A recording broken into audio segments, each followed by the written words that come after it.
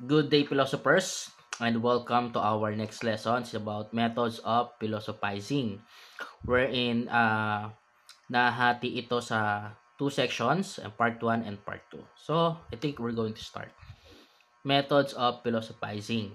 Methods of philosophizing refer to the different approaches or techniques used to investigate philosophical questions and attempt to arrive at truths or understanding. So, there are many approaches or mga techniques na ginagamit kahit noon pa man and understand at pinag-aralan ito ng mga philosophers na kung saan ay ginagamit para makapag-investigate ng mga philosophical questions. Nang sa gayon ay malaman talaga ano yung truth at para mas maintindihan ano yung specific na knowledge na gustong makuha. These methods help structure philosophical inquiry and provide frameworks for analyzing concepts, arguments, and experience. So, yung mga methods na ito ay nakakatulong sa pag-structure so that they will understand yung mga philosophical inquiry na nagpo-provide naman ng mga idea para ma-analyze yung concept, yung mga arguments at yung mga experience na yan na magto-turn into knowledge. So, the methods of philosophizing show us the truth is multidimensional. So, ito yung mga ilan dyan, 10 to, na i-discuss natin. Yung phenomenology, which is conscious, existentialism, which is about freedom. Meron din tayong postmodernism, culture, logic and critical thinking, reason. Sa number 10, makikita ka reasoning naman, yung inductive and inductive. And we have number 5, yung Socratic method, questioning, asking question.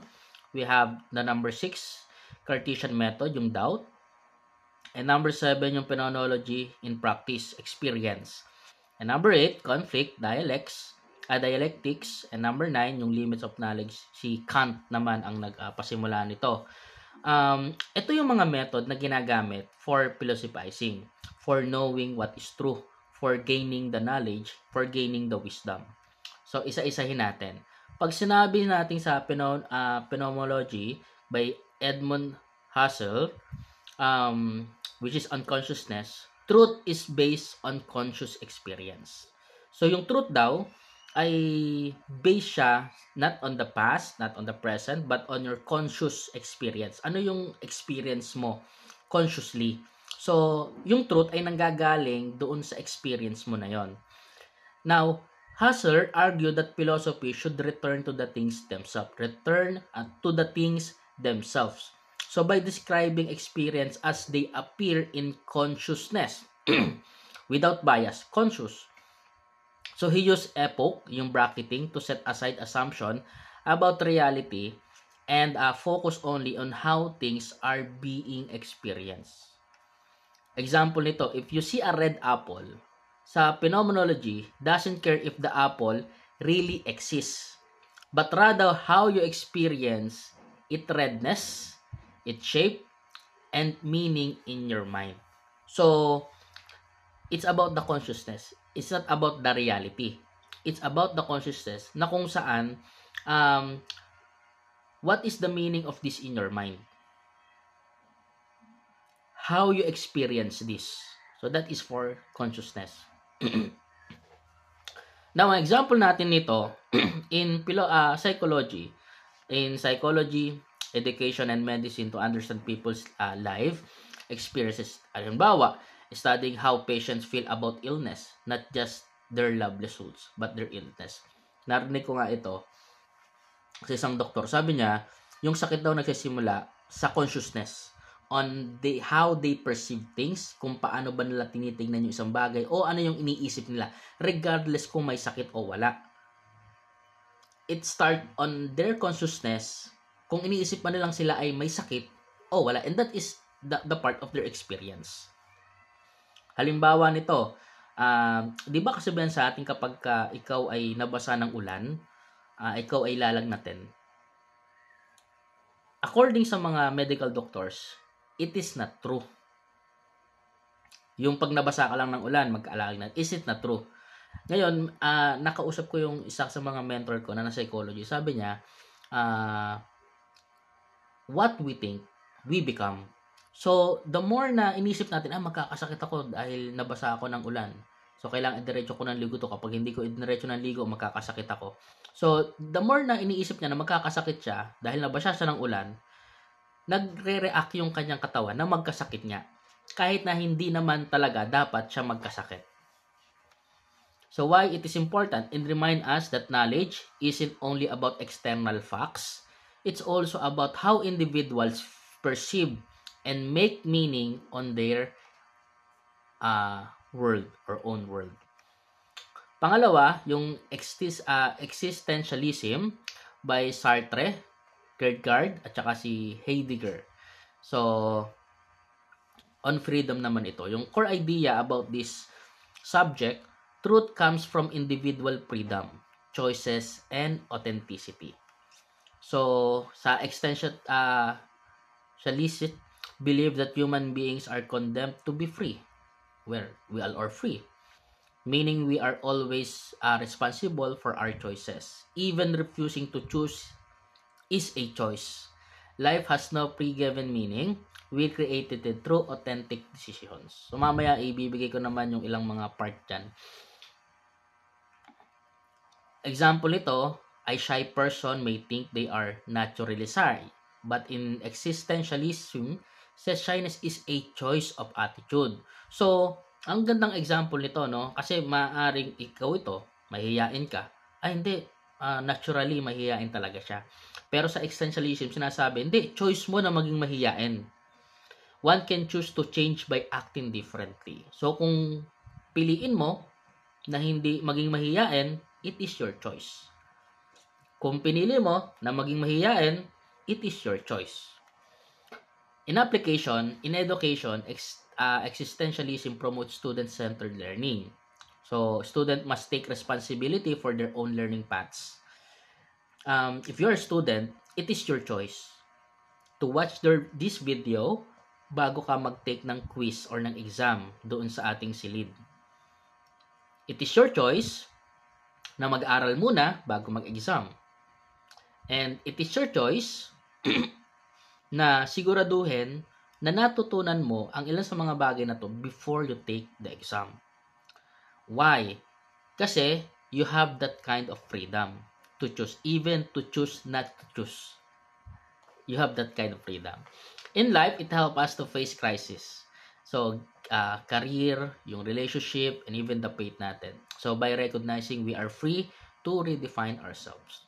Why it is important? It empowers people to live authentically instead of just conforming to society, tradition, or authority. So, you choose how you're going to live. Pangalawa, yung postmodernism is about on cultures and perspective naman. Yung core idea nito, truth is not absolute. It depends on context, on culture. So, they have this deeper explanation in postmodernist, reject the Enlightenment idea that reason and science alone can explain everything. Instead, they highlight the power, culture, and language as shaping what we call truth. Truth is seen as social constructed. Later, in part 2, di-discuss natin dyan yung domains of truths. And I'm really excited on that part. Kasi dito sa postmodernism, sinasabi kasi dito na yung truth ay hindi lang nakabase sa science at sa reasoning. Nakabase din ang truth base sa kultura, base sa lengguwahe, at base sa socially constructed o kung paano gumagalaw yung society doon sa specific na lugar. So example nito, what is considered normal or moral is one culture may be unacceptable in other. So example nito yung ideas of marriage, beauty, and justice. So halimbawa dito sa Pilipinas, wala tayong dito, abortion. Sa China may abortion. Sa Pilipinas, wala tayong same-sex marriage. Sa Thailand, meron. So, alin yung truth talaga sa dalawa? Pwede ba talaga o hindi? Sa postmodernism, yung truth nakabase din sa kultura, sa society, sa ginagawa o sa mga nakasanayang, even the language itself. Application in media and politics. Postmodernism help us question bias, propaganda, and fake news. In multicultural education, it helps teacher respect different culture perspective. So, that's how postmodernism help us. We have this understanding to question yung mga bias na yan at saka yung mga propaganda na yan, and even to question those fake news. Kasi baka mamaya, halimbawa, ako ay taga Bulacan at ako ay taga Kalumpit. So pag sinabing taga Kalumpit, bahain. Pero dun sa lugar namin na Kalumpit, hindi kami binabaha, pero taga Kalumpit kami. So pag binaha yung main land ng Kalumpit o yung pinakabayan ng Kalumpit, pag binaha yun, lumubog yun talaga. Tsaka pa lang kami unti-unting babahain, mga gatuhod ko, mga ganon. Pero hindi siya yung talagang bahang-baha. So hindi lahat ng lugar sa Kalumpit binabaha. So hindi tama yung term na ay bahain sa Kalumpit. Although there are parts, marami talaga sa part ng Kalumpit binabaha, pero not all parts of nung Kalumpit, bayan ng Kalumpit ay binabaha. So why it is important? It warns us against imposing one universal truth and instead values diversity, pluralism, and humility in judgment. So they define truth universal, walang daw universal truth. So bawat lugar iba-iba yung truth na pinanghahawakan nila, iba't iba yung paraan para masabi lang totoo ito o hindi, o tama ito o hindi. Kaya if you remember in my first class, ang tanong ko sa inyo, paano nagiging tama ang tama at paano nagiging mali ang mali?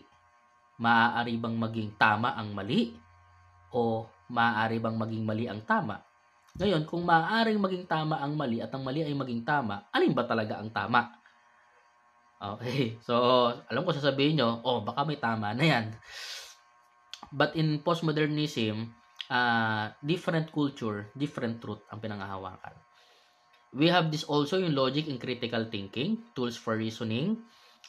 Truth can be tested by reasoning and arguments. So, they using reasoning and arguments. So, usually, pag sinabing reasoning arguments, we ask questions. So, logic is structure how we argue. So, meron tayong tinatawag na deductive tsaka inductive. So, pag sinabing deductive, if premises are true, the conclusion must be true. Example, all men are mortal. That is the premises. That is the premise. All men are mortal. Socrates is a man. Okay? Ngayon, therefore, that's the conclusion. Therefore, Socrates is mortal. Because all men are mortal. And Socrates is a man. In inductive reasoning naman, observation lead to generalization. Example, every swan I seen is white. So, observation to. Every swan I seen is white. Therefore, all swan must be white. Pero paano kung but one black swan can disprove it?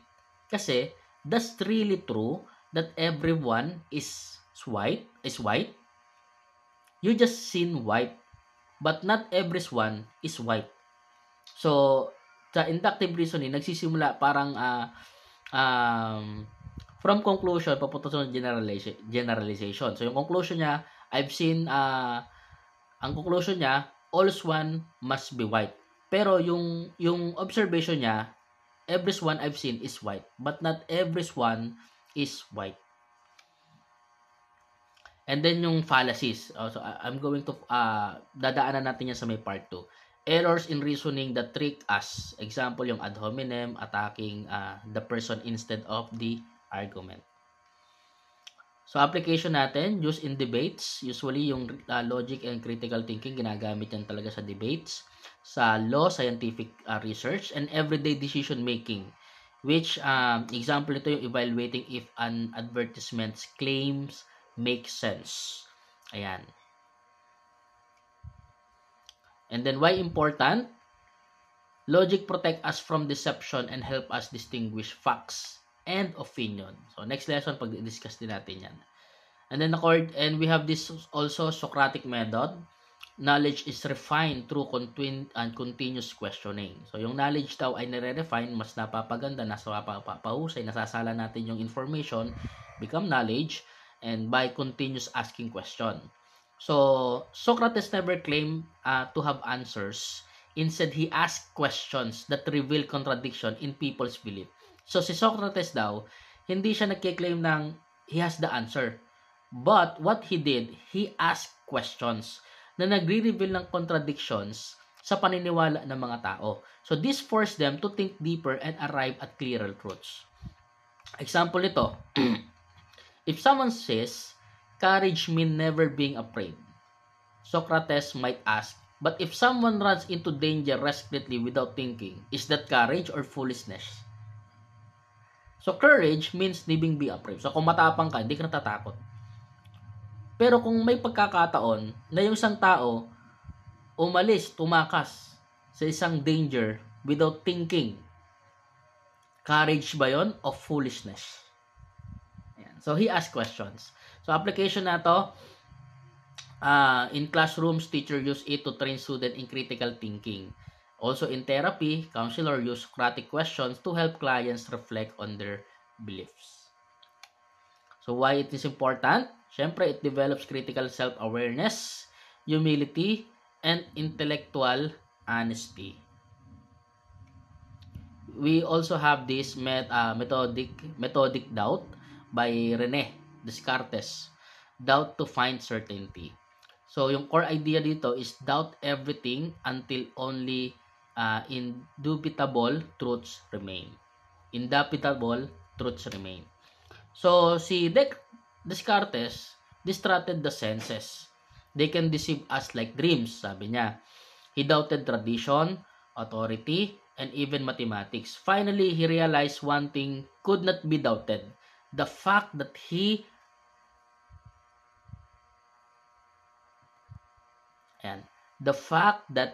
was doubting and thinking. So, hindi niya pwedeng i-doubt yung the fact na nagda-doubt siya at nag-iisip. So, this led to his famous conclusion, cogito ergo sum. I think before, therefore, I am. So, example nito, if you doubt whether you exist, the very act of doubting proves you do exist. So, kung iniisip mo na hindi ka nag-e-exist, the fact daw na iniisip mo na hindi ka nag-e-exist, nagpo-prove na ikaw ay nag-e-exist. Okay? In application, this approach influenced modern science, which relies on skepticism and verification. So, this is important because it teaches us to question assumption and accept only what can withstand rigorous doubt. Meron din tayong phenomenological inquiry. Ayan. Live by experience. Yung core idea nito focuses on the essence of human experience from the first person perspective. So, it focus yung essence yung human experience para sa first person perspective. Ako yun. Okay? So, tingnan natin. Yung phenomenology studies how people experience life. It focus on how people experience life. Hindi yung physical facts. So, experience include not only perception but also imagination. So, kasama din yung imagination nila, yung desire nila, yung fear nila, and yung meaning. Example nito, sa medicine daw, instead of just treating a broken bone, doctor also consider the patient's feeling of pain, fear, and hope. So, yung widely used in qualitative research, psychology, nursing, and counseling to better understand people's subjective experience. So, it is important because it reminds us to treat people as whole human beings with thoughts and emotion, not just objects to study. So, because it focuses on personal experience. Dialectical method, o si Hegel, thesis, antithesis, synthesis. Truth develops by resolving contradiction. So, para sa kanya, ang truth daw ay nare-resolve ang truth ay nade-develops kung mare-resolve yung mga contradictions. So, Hegel believed progress from conflict. So, one idea, which is thesis, meets its opposite, antithesis, and their clash produces a higher turn, synthesis. So parang ito na yung conclusion. This synthesis then becomes a new thesis, and the process continue endlessly. So example, a student thinks studying alone is best, that is the thesis, but find groups study more effective, antithesis. So the synthesis is combining both methods for balance. An application nito, used in politics, ginagamit ito sa politika, history, and problem solving, conflicts, push society to evolve. It is also important because it teaches us that conflict and struggle are necessary for growth. We have this critical method by Immanuel Kant.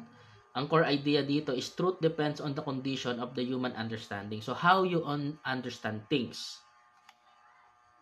Kant argued that mind is not passive. So it is actively organizes experience. We never know things as they are, noumena, but only as they appear to us, phenomena. Therefore, reasons has limits. Ang example na binigay niya dito, we can never know that time really is outside our minds. We only know it as our mind organizes events and sequence. So, it is important, an application dito important in ethics, Kant moral philosophy, and in epistemology, study of knowledge. So, why it is important? It encourages intellectual humility and remind us that not all questions, example about God, immorality, can be answered by reason alone. And I have this term nga if you fully understand, kasi di ba merong theology, understanding of study of God. If you fully understand God, then God is not God. Because God, si God, you cannot fully understand Him. Dahil may limit lang yung isipan ng tao. And God is infinite. And He all knowing. And then lastly, yung inductive and deductive reasoning. So, yung two approaches. Both reasoning styles are essential for building knowledge. So, si inductive reasoning from specific examples to general rule. So, we have the risk. Conclusion are probable, not certain. Ito yung risk niya. Si deductive reasoning naman from general rule to specific case. Risk is the premise is wrong. The conclusion is wrong. Again, example natin kanina, nakakita ako ng puting swan. Therefore, lahat ng swan ay puti. Example ito, induction, I've seen 100 dogs bark. Therefore, all dogs bark, but one mute dog disproved it. So, nakakita ko ng 100 dog, tumatahol. Ibig sabihin, lahat ng dog dapat tumatahol. Paano kung merong isang dog na hindi tumatahol? Dog pa rin ba siya o hindi na siya dog? That is for inductive. For deduction naman, deductive reasoning, all triangles have 3 sides. This shape has 3 sides. Therefore, it is a triangle. Ayan. So, used in science, induction for hypothesis and deduction for testing. Why it is important? Together, they help us analyze arguments, test ideas, and draw reliable conclusions. Okay. So, each methods, nag-highlight sila ng truth, and truth is complex. And sometimes truth are subjective, sometimes truth are rational, sometimes truth is about cultural, and sometimes philosophy, and sometimes philosophical. Now, philosophy equip us with tools to navigate these different dimensions. So, in part 2, I'm going to discuss another part of methods of philosophizing and how we were going to philosophize. For now, that's the end of our part 1 sa lesson ng methods of philosophizing, and expect an quiz after this. If you have questions, mag-send lang kayo ng inquiry or ng question ninyo sa ating group chat. Yun lang, maraming salamat.